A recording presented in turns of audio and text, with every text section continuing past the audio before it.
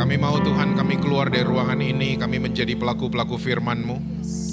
Bahkan kami mengalami perjumpaan pribadi dengan Tuhan Yesus.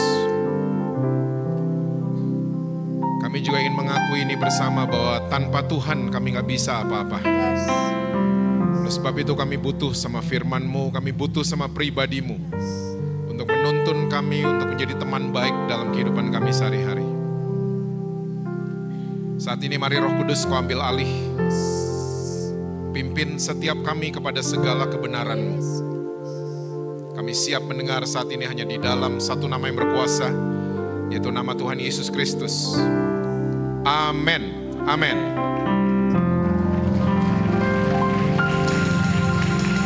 Silakan duduk. Saudara mau berdiri juga boleh. Boleh tepuk tangannya di extend buat tim praise and worship kita. Shalom saudara-saudara. Apa kabar saudara-saudara semua? Semua masih percaya Yesus? Masih baca Alkitab? Jangan sampai enggak itu ya. Oke. Kita akan lihat Alkitab kita bersama dalam kitab Amsal pasalnya yang keempat. Ayatnya yang ke-7. Amsal pasalnya yang keempat.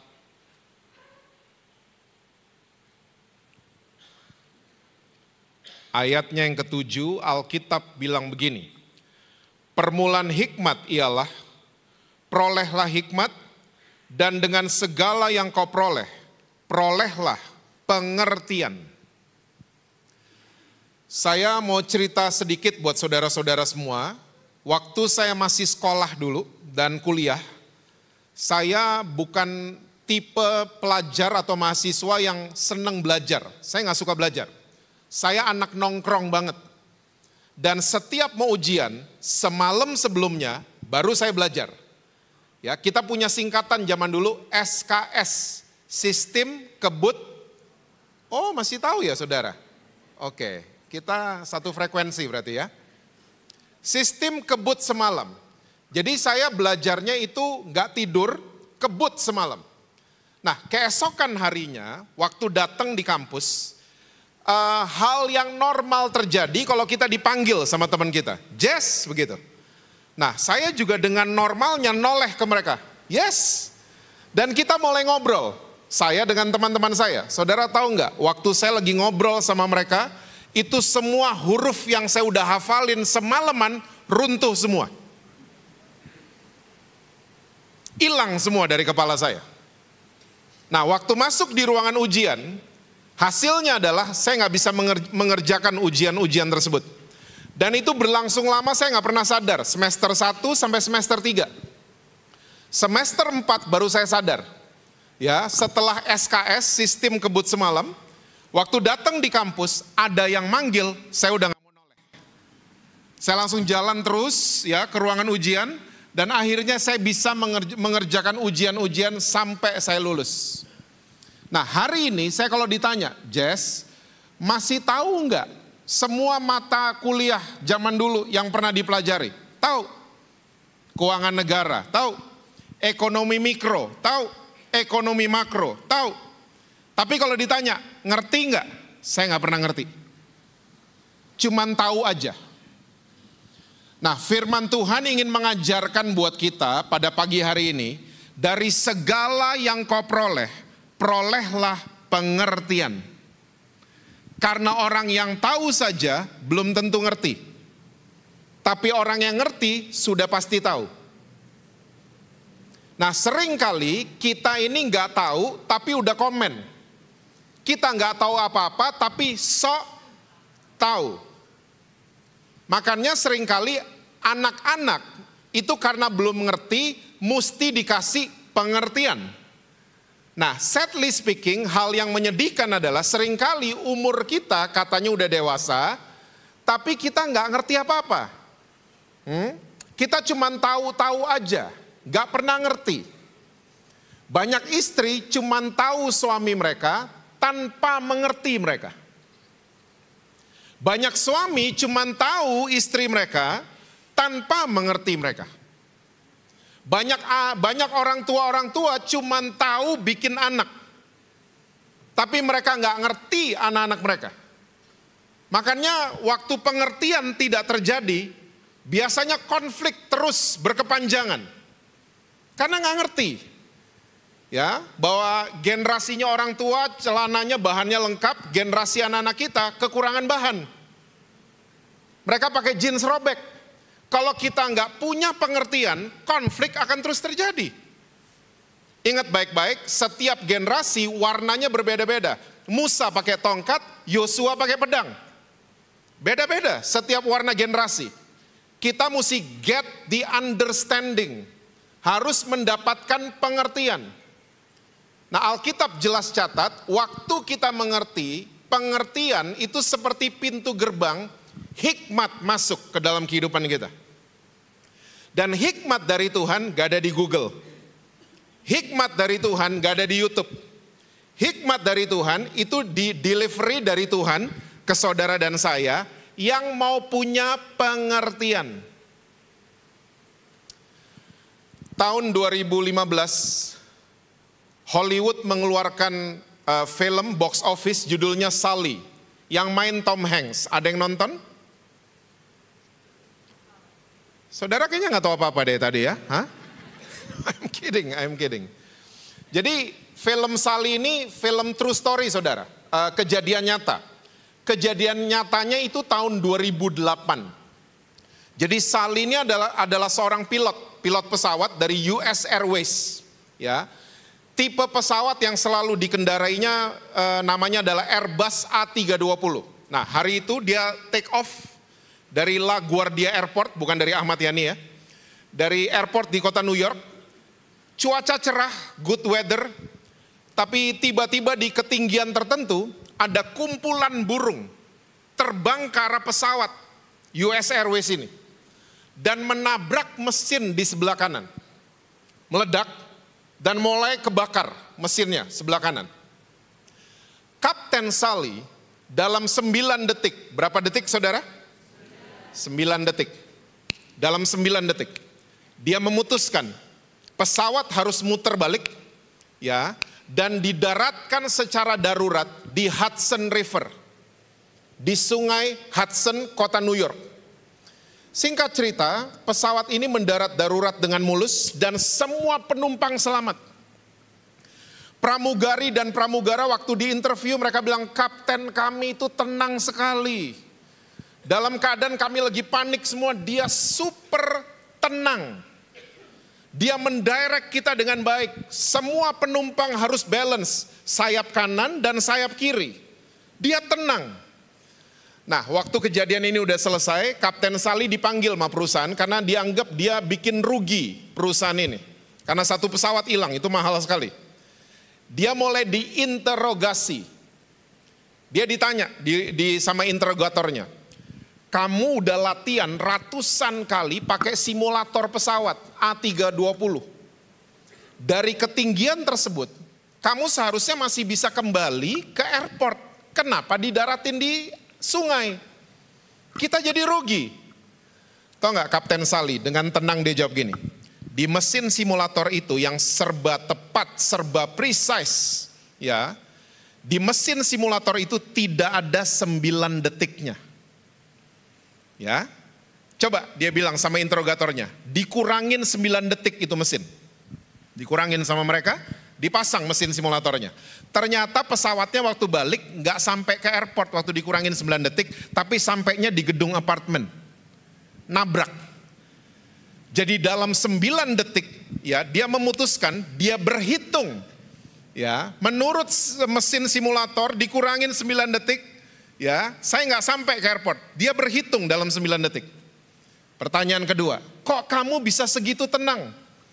Ya, stres levelnya nggak naik, ya depresinya tidak naik. Kenapa kamu tenang sekali? Tahu nggak jawabannya apa? Jawabannya begini. Karena saya mengerti buku panduannya Airbus A320. Makanya saya tenang. Makanya sekali lagi Alkitab pengen mengajarkan buat kita. Dari segala yang kau peroleh, perolehlah pengertian. Jangan cuma tahu-tahu judul-judul kitab di dalam Alkitab kita. Tapi mulai dapatkan pengertian. Dapatkan pengertian tentang Alkitab. Ya, karena ini juga yang menyedihkan dari orang-orang Kristen. Kita seringkali cuma tahu Tuhan Yesus tanpa mengerti dia. Kita cuma tahu, oh ntar lagi dia mati Jumat Agung, oh dia lahir tanggal 25 Desember. Kita cuma tahu-tahu aja. Tapi nggak pernah get the understanding, makanya kita nggak pernah dewasa. Kita terus kekanak-kanakan. Sekarang, yuk kita lihat Ibrani pasal yang kelima. Ayatnya yang ke-12 sampai dengan ayat yang ke-14. Saudara kalau lihat judul perikopnya, peringatan supaya jangan murtad. Ibrani 5 ayat 12, 13 dan 14. Sebab sekalipun kamu ditinjau dari sudut waktu, sudah seharusnya menjadi pengajar, kamu masih perlu lagi diajarkan asas-asas pokok dari penyataan Allah. Dan kamu masih memerlukan susu, bukan makanan keras. Sebab barang siapa masih memerlukan susu, ia tidak memahami ajaran tentang apa saudara? Kebenaran, sebab ia adalah anak kecil, ayat 14. Tetapi makanan keras adalah untuk orang-orang dewasa, yang karena mempunyai panca indera yang terlatih, untuk membedakan yang baik daripada yang jahat. Judulnya peringatan supaya jangan murtad. Saya mau tanya, saudara kalau dengar kata murtad, apa yang mendarat di kepala saudara? Pindah agama, pindah kepercayaan. Nah ternyata Alkitab nggak pernah mencatat definisi murtad seperti itu. Alkitab nggak pernah mencatat murtad artinya adalah pindah kepercayaan, nggak pernah. Tapi yang Alkitab catat buat saudara dan saya, pengertian murtad adalah people with no progress. Seseorang yang memilih tidak mau maju, tidak mau bertumbuh, tidak mau berubah. Itu pengertian murtad yang sesungguhnya, bukan pindah agama. Murtad adalah orang-orang yang memilih diam di tempat, jalan di tempat, lari di tempat. Gak pernah mau maju. Makanya penulis Ibrani jelas catat buat kita semua, ditinjau dari segi waktu. Sudah seharusnya kamu jadi pengajar. Tapi ternyata kamu masih memerlukan susu. Murtad dianalogikan sama penulis Ibrani dengan susu dan makanan keras. Dan ternyata banyak banget orang Kristen, di GB Gajah Mada tapi nggak ada. Banyak banget orang Kristen yang mentalnya masih mental susu. Padahal ditinjau dari segi waktu, sudah seharusnya bisa ngajar. Ngajar anak-anak di rumah, ngajar cucunya, dan lain sebagainya. Tapi kita senengnya tahu beres. Mentalnya orang Kristen tahu beres, anak-anak titip aja sama guru sekolah minggu. Cuman seminggu sekali loh sama guru sekolah minggu. Ya, gedean dikit titip aja sama youth pastor. Ditinjau dari segi waktu, seharusnya kita udah bisa ngajarin mereka. Tapi mental kita, mental susu, mental dicekokin. Tahu beres. Kita nggak pernah mengembangkan kemampuan mengunyah makanan keras. Anak kita saudara, kalau sampai umur 7 tahun, minumnya masih susu, saudara bawa dia ke dokter nggak? Bawa pasti. Kita akan tanya sama dokter, dok, kenapa dia menolak makanan yang ada teksturnya? Kenapa minumnya susu terus? Mungkin something's wrong di pencernaannya. Ya. Nah, kalau kita di alam jasmani bisa kayak gitu, kenapa di alam rohani kita sulit melakukan itu? Kita nggak mau bertumbuh. Kita cenderung murtad, diam di tempat, ya, comfort zone, tahu beres, dan dicekokin sama susu. Oh ada Pak Nathan, tenang aja. Ada Pak Daniel, ya, ada Babe Johan, ya, tunggu aja, ya. Kita nggak mau mengembangkan kemampuan mengunyah makanan keras, mengunyah firman Tuhan. Saya punya sahabat, dia besar di Prancis. Dia orang Bulgaria, campur sama Iran darahnya. Dia gede di Paris, Prancis. Nah pandemi kemarin kita nggak bisa ketemu, cuman bisa video call, cuman bisa telepon-teleponan. Nah 2022 akhirnya kita bisa ketemu di Bali. Ya. Dan waktu sampai di Bali, dia langsung ngomong gini, Jess, kita makan ke tempat makan yang biasa kan gitu. Tahu nggak, tempat makan yang biasa itu jualan nasi babi kecap. Saudara mesti ke situ, saudara. Ya, kalau ke Bali, ke Sanur, nama restorannya The Hub, HUB. Itu ada nasi babi kecap, kita kalau makan, langit terbuka. Malaikat naik turun, kelihatan. Enak banget. Nah, teman saya bilang langsung, yuk kita ke situ, yuk gitu. Nah, waktu sampai di situ kita sama-sama pesennya. Nasi babi kecap, datang. Gede di Prancis, gede di ibu kota. Ya, Jakarta, Indonesia. Kita orang Indonesia kalau makan, makanan tuh kayak diminum. Cepet banget. Ya, betul kan? Semarang sama kan? Orang Indonesia kalau makan waktu datang, gak sampai 10 menit tuh nasi babi kecap hilang dari pandangan saya. Waktu saya noleh ke sahabat saya, dia baru 2 hap. Saya tanya, kenapa rasanya beda sekarang? Oh enggak, I like it. Tapi masa kamu lupa, dia bilang. Kamu kan gede di Jakarta, saya gede di Prancis. Orang Indonesia mengunyah 32 kali, Prancis 72 kali. Makanya orang Prancis, di restoran-restoran di Prancis, kalau udah jam dinner, jam makan malam, kalau restorannya penuh, udah gak terima tamu lagi. Beda sama Indonesia, udah penuh kita datang kan, berdiri di pinggir meja kalau perlu. Udah nih, udah, Hah? Udah mobil nih. Hah? Orang Indonesia kan, Prancis gak bisa. Karena mereka kalau makan super lama, 72 kali. Dan dia jelasin buat saya. Kita diajarin di Prancis, waktu kita lagi mengunyah, itu enzim di mulut kita akan bercampur dengan makanan, dan waktu turun ke pencernaan jadi gizi yang bagus. Saya langsung mikir, bener juga ya, makanya kita orang Indonesia setiap habis makan begah. Karena makannya kecepetan. Kembung, pakai tali sepatu keringet dingin. Hah? Kok saudara belaga lupa gitu mukanya? Hah? Karena kita cara makannya terlalu cepat. Nah, waktu dia lagi cerita seperti itu, saya teringat sama perikop ini. Seringkali kita nggak pernah mengembangkan kemampuan mengunyah. Makanya akhirnya kita kekanak-kanakan terus. Oke? Nah, kemampuan mengunyah itu begini.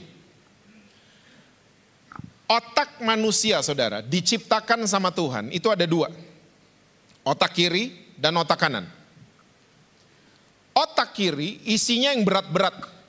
Matematika, untung rugi, ayat-ayat hafalan, ya, aturan-aturan otak kiri. Dan otak kiri manusia kalau lagi bekerja, bola mata kan menuju ke kanan. Nanti aja ngacanya. Nah, otak kanan manusia isinya yang rileks. Otak kanan manusia rileks banget. Makan, minum, dengerin musik, ya, nonton konser, lihat lukisan, jatuh cinta, otak kanan. Dan otak kanan kalau lagi bekerja, bola mata kan menuju ke kiri. Oke? Nah, bayangkan Yesus datang di satu bangsa yang otak kirinya super kuat. Yesus, bangsa Yahudi. Banyak buku, banyak penafsiran, banyak literatur yang mencatat orang Yahudi tidur aja tuh ngitung.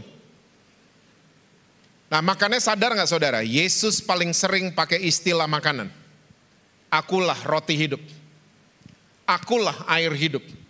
Dan metode pemuritan Yesus, pernah punya foto Yesus lagi depan papan tulis, muridnya lagi duduk ber-12? Gak ada, yang kita semua punya fotonya Yesus lagi duduk sama ber-12 di meja makan. Bukan di ruang kelas. Saya bingung sampai hari ini yang fotoin mereka ber-13 itu siapa?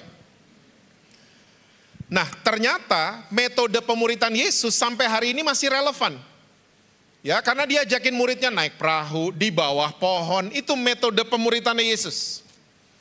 Nah, sebelum pandemi, ada seorang dosen dari universitas di Jakarta, dia upload sebuah cerita di sosial medianya. Dia cerita begini, saya selama deliver mata kuliah, menggunakan metode Yunani. Yunani itu guru di depan papan tulis, murid-muridnya pada duduk. Itu metode Yunani. Selama saya menggunakan metode orang Yunani, setiap akhir materi, saya biasanya bertanya sama mahasiswa. Ada yang mau bertanya? Biasanya nggak ada yang mau bertanya, saudara. Dan kalaupun bertanya, pertanyaannya di luar konteks, Pak, liburnya kapan? Gitu. Nah, karena dia mulai frustrasi, dia akhirnya menemukan, dia bilang, saya menemukan metode orang Yahudi, bukan orang Yahudi sebenarnya. Metodenya Yesus. Ya. Dia jadi satu hari di ruang kelas dia ngomong gini, kelas minggu depan kita kuliah nggak di sini, tapi pindah ke mall. Di kafe ini kalian nggak usah bawa alat tulis, nggak usah bawa buku, bawa uang aja buat beli makan dan beli minum. Wah, seneng mahasiswanya. Ya, minggu depannya bener kuliah di sebuah kafe. Kuliah yang biasanya 1,5 jam dan boring dan gak ada yang mau bertanya, tiba-tiba berubah jadi 5 jam. Dan semua mahasiswa yang tadinya mesti dipancing-pancing untuk bertanya, tiba-tiba bertanya sendiri. Dan akhirnya metode kuliah mereka hari itu jadi metode brainstorming, tuker pikiran sambil makan dan minum. Ya. Dan ternyata yang paling luar biasa waktu ujian, semua nilai mahasiswanya A+. Dan ternyata ini adalah metode Yesus yang sampai hari ini masih relevan. Saya mau tanya sama saudara, deal bisnis besar terjadi di mana? Ruang meeting atau meja makan? Kalau di ruang meeting, nggak ada muffin, nggak ada kopi, addendum terus kontraknya. Salah nih, salah. Ini salah. Tapi waktu muffin keluar, kopi keluar, otak kanan kerja, otak kirinya tumpul. Tanda tangan. Betul? Yang masih single, ada yang single? Yang masih single, kalau nyatain cinta, jangan pernah di atas angkot. Ditolak pasti. Ajak makan salmon lodeh. Ajak makan. Udah 2-3 hap, otak kanan udah full bekerja, nyatain, saya suka sama kamu. 100% diterima. Masterclass loh ini. Hah?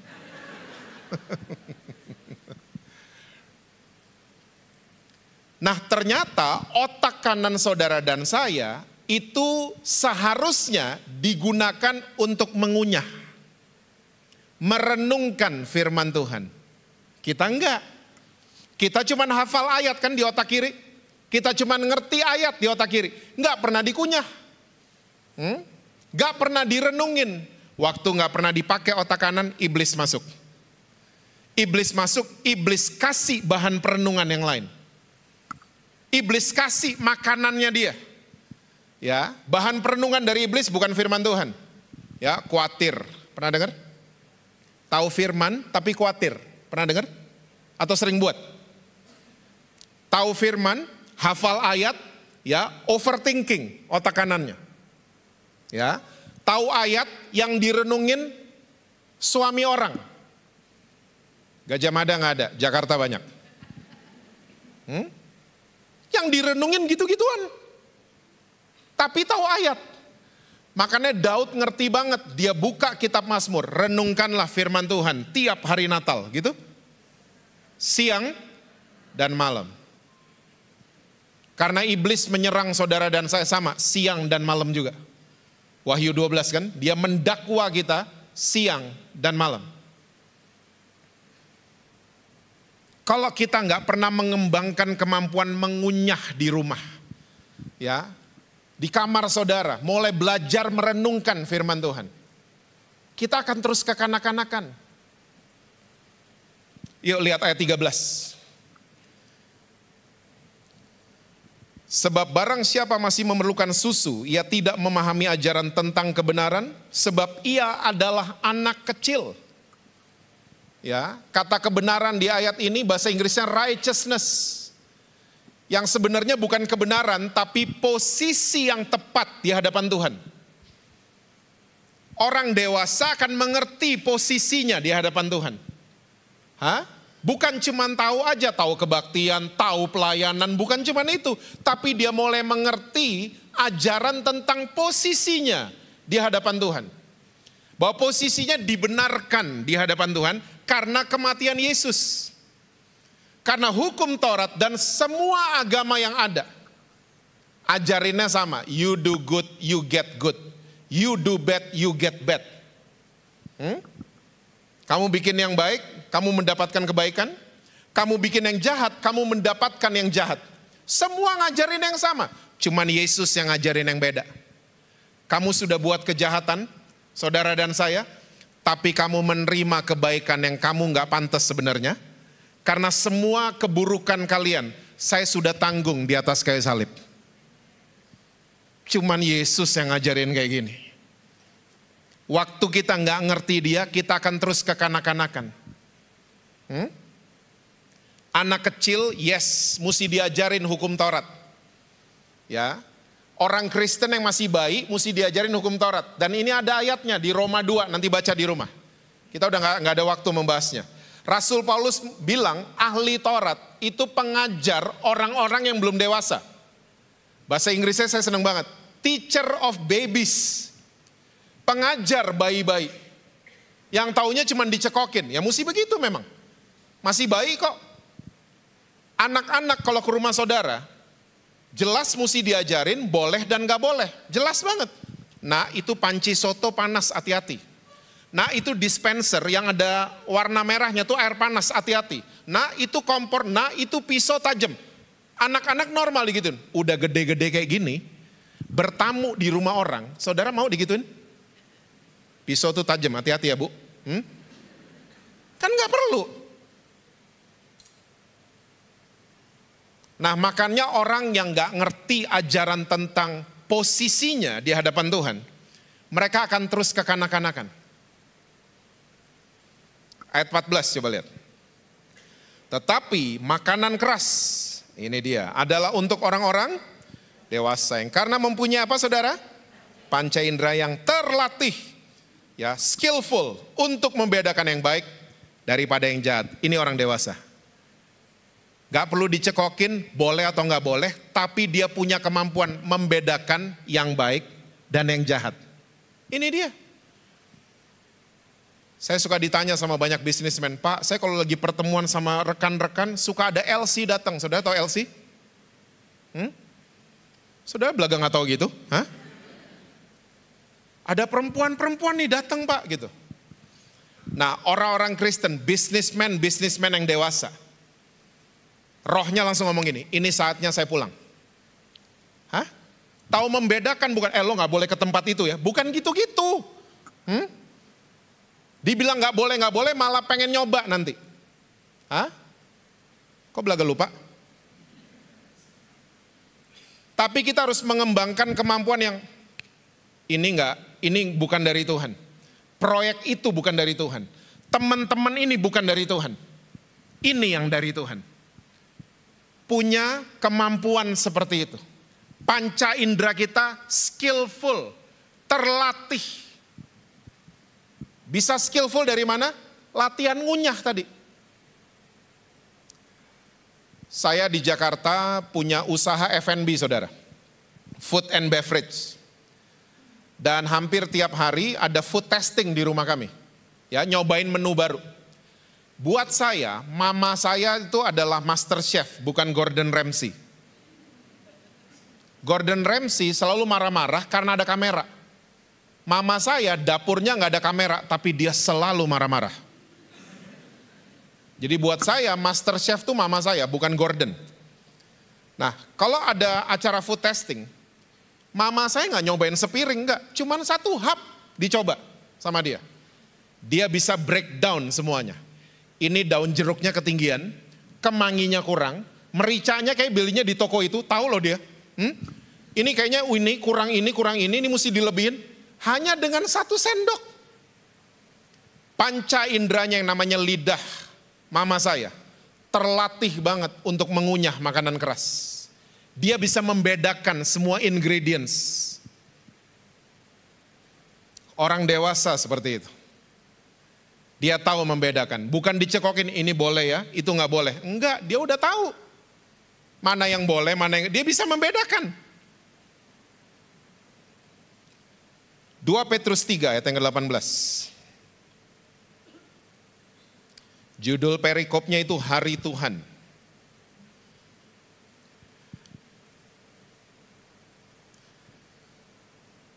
2 Petrus 3, ayat yang ke-18, Alkitab bilang begini. Tetapi apa saudara? Bertumbuhlah. Ingat tadi murtad? Ingat pengertian murtad? Tidak bertumbuh.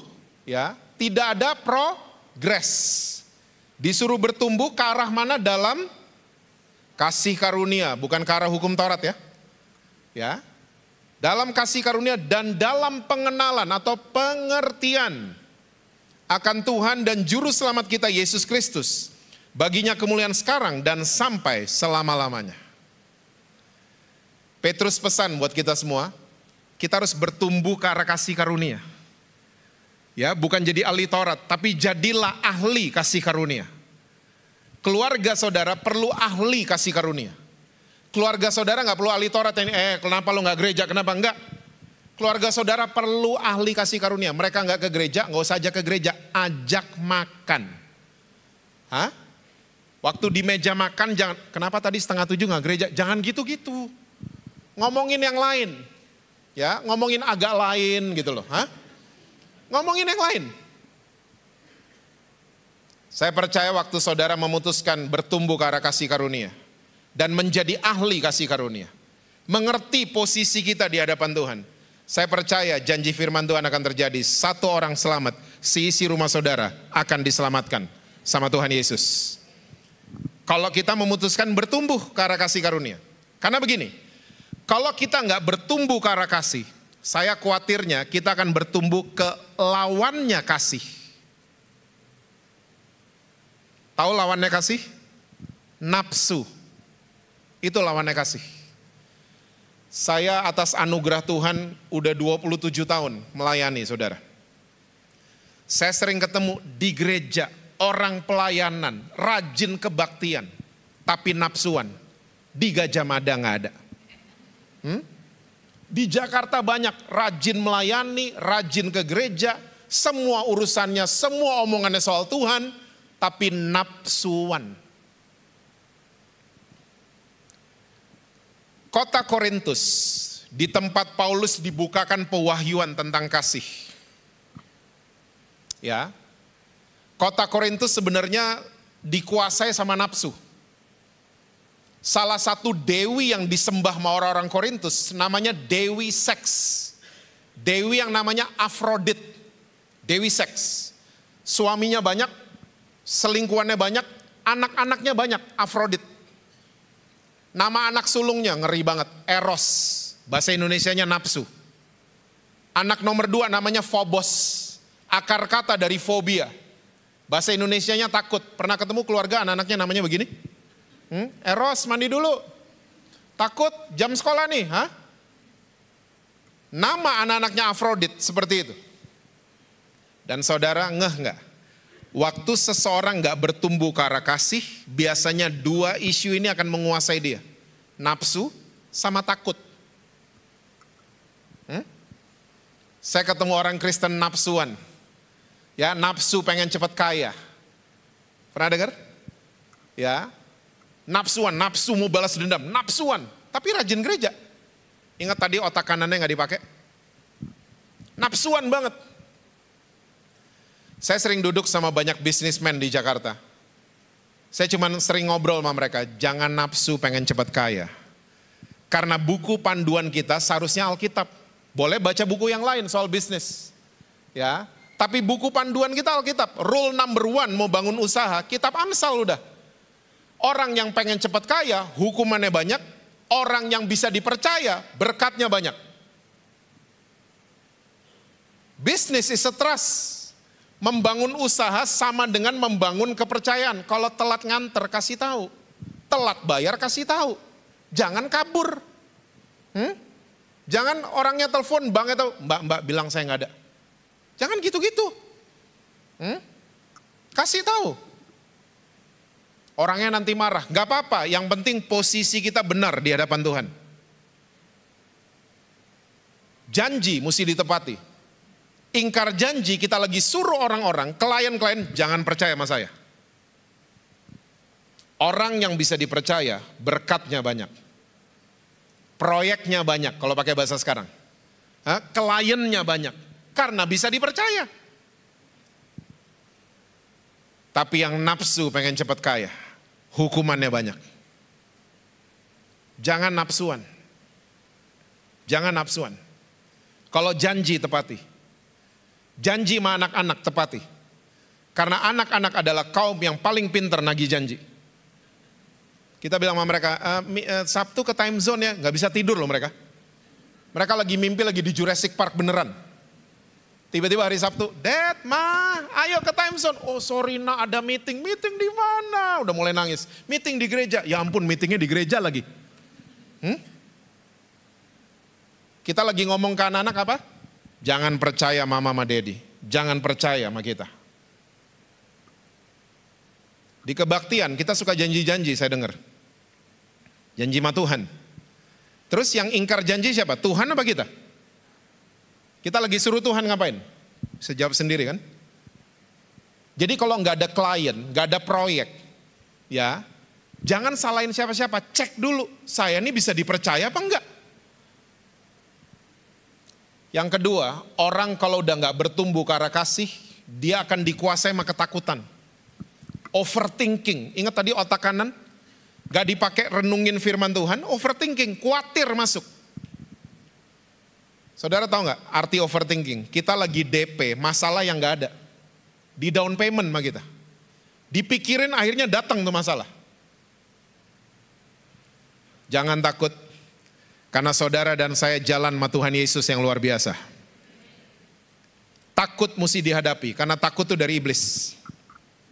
Yang mesti dihindari adalah bahaya. Kalau udah jelas ada ular kobra depan saudara, jangan didatengin. Kamu lucu amat, sini dong, sini. Itu namanya blow on. Itu bahaya soalnya. Ada beruang, ih gemoy lucu banget, peluk dong. Itu blow on, itu bahaya itu beruang. Bahaya dihindari, takut dihadapi. Ayat terakhir, 1 Korintus 13 ayat yang ke-11. 1 Korintus 13 ayat yang ke-11, kebalik saya. 1 Korintus 13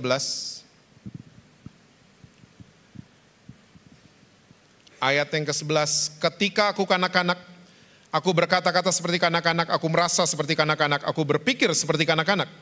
Sekarang sesudah aku menjadi apa saudara? Dewasa. Aku meninggalkan sifat kanak-kanak itu. Kata meninggalkan ini kurang pas ya. Untuk Alkitab bahasa Indonesia karena bahasa Yunaninya katargeo. Bahasa Inggrisnya destroy. Jadi bukan ditinggalin tapi dihancurin. Oke? Kita kalau ketemu anak kecil lagi flu berat, terus nggak boleh makan es krim, lucu banget ya itu anak ya. Ya, aku mau es krim gitu. Kita ngeliat, ih lucu banget. Tapi mau ngasih es krim juga nggak tega. Bayangin nggak kalau udah tua kayak gitu? Di Jakarta, GBI Gajah Mada nggak ada. Jakarta. Dia sayang sama aku, tapi dia suami orang, tapi dia paling ngerti aku. Di sini nggak ada. Udah tua, tapi ke kanak-kanakan. Makanya tua tuh pasti, tapi dewasa adalah pilihan. Dewasa bukan ditandakan karena posisi, karena jabatan, bukan. Tapi dewasa itu pilihan. Mau dihancurkan nggak sifat kekanak-kanakan? Kalau enggak, kita akan terus childish, kekanak-kanakan. Mentalnya mental susu. Waktu ada masalah, jangan cuma tahu ada masalah, tapi mulai get the understanding. Kenapa masalah ini saya harus alamin? Dapetin pengertian. Ingat tadi, pengertian adalah pintu gerbang hikmat Tuhan masuk. Waktu kita cuma tahu kekanak-kanakan, kenapa saya gini, kenapa saya begitu. Tapi coba mulai tenang dan dapetin pengertian. Saya percaya Tuhan akan kirim solusi buat saudara. Tuhan akan kirim hikmatnya buat saudara. Nih hikmatnya gak main-main, gak ada di mana-mana soalnya. Langsung delivery surga ke saudara. Syaratnya cuma satu, get the understanding. Cerita terakhir, semenit terakhir. Petrus waktu pertama ketemu Yesus, ya, Lukas 5, habis perahunya mau tenggelam, tangkapan banyak, dia berlutut, dia ngomong gini sama Yesus, "Depart from me, I'm a sinful man." Pergi dari aku karena aku orang berdosa. Dan kalimatnya Petrus sampai hari ini masih terdengar dari orang-orang Kristen.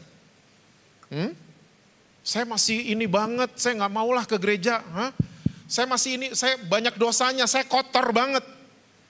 Kira-kira seperti itu. Kalimatnya Petrus, pergi, saya orang berdosa.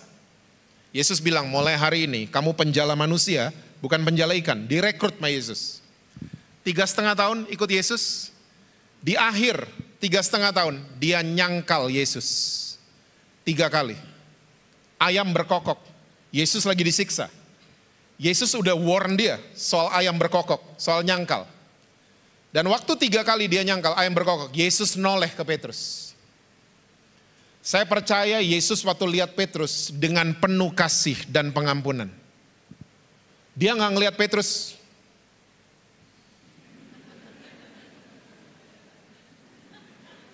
Dia nggak gitu-gituin Petrus. Kalau Petrus digituin, Petrus nggak ada lagi di Alkitab. Petrus akan pindah ke Semarang.